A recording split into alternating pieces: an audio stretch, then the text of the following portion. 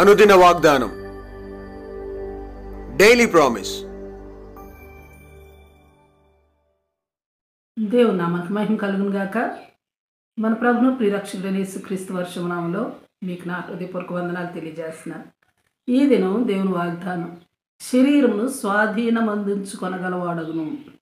యాకోబు 3:2.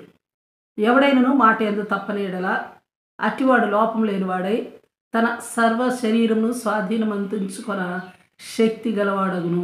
ఆమేన్. యాకోబు భక్తుడు ఇంకా ఏం చెప్తా ఉన్నాడంటే 3వ వచనంలో, గుర్రములు మనకు లోబడటకై నోటికి కళ్ళెము పెట్టి వాటి శరీరం అంతా తిప్పుదుము కదా. 5-6 వచనాలు, నాలుక చిన్న అవయవమే కానీ నాలుక మన అవయవంలో ఉంచబడినదై పాప ప్రపంచమే. మరి సర్వ శరీరునకు మాలిన్యము కలుగు చేయుచున్నదనియు. అలాగే 1:26 వచనంలో, ఎవడైనను నోటికి కళ్ళెం పెట్టుకొనక తన హృదయం మోసపరుచుకొనుచు భక్తి గలవాడని అనుకొని ఎడల వారి భక్తి వ్యర్థమే అనియు. నోటికి కళ్ళెం పెట్టుకుని మాట యందు జాగ్రత్త గలవాడైన ఎడల అట్టివాడు తన హృదయాన్ని తన సర్వ శరీరాన్ని స్వాధీనమంతించుకొన శక్తి గలవాడవుతాడు అన్న విషయాన్ని స్పష్టం చేస్తూ ఉన్నాడు.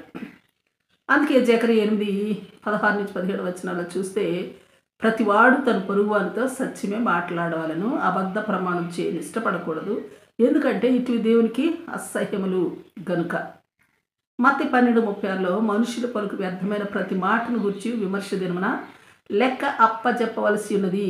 అంతేకాదు 37వ వచనంలో, మన మాటలు బట్టి నీతిమంతముగాను మన మాటలు బట్టినే అపరాధముగాను తీర్పు పొందుతాము గనుక.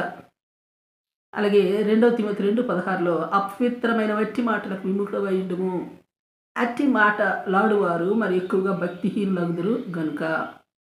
విలాప వాక్యాలు 3:37లో, ప్రభు సెలవు లేనిదే మాట ఇచ్చి నెరవేర్చగలవాడు ఎవడునూ లేడు గనుక మనం ఎల్లప్పుడూ ప్రభువునే ఆశ్రయిస్తూ, నా దేవ నా విమోచక, కీర్తన 19:14లో చెప్పడినట్లుగా, నా నోటి మాటలను నా హృదయ ధ్యానమును నీ దృష్టికి అంగీకారములగునుగాక అని దావీదు వలె ప్రార్థించట అలవర్చుకుందుముగాక.